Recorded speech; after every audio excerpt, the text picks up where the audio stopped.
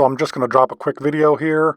I've got a set of these Pittsburgh 3-ton jack stands from Harbor Freight, 69597. Just to let everybody know, these have been recalled for welding issues. There's an entire group of these jack stands that have been recalled.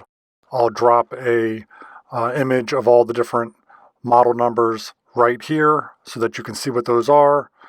3-ton, 6-ton, 12-ton, all recalled by Harbor Freight, all for, obviously, quality issues.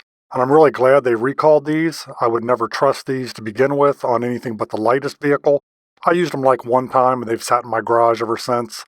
So, hey, I'll take a refund on these.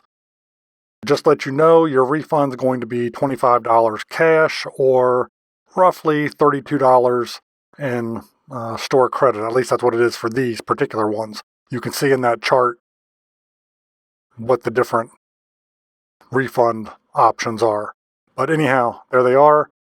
These are the Pittsburgh 3-ton, quote-unquote, heavy-duty floor jacks.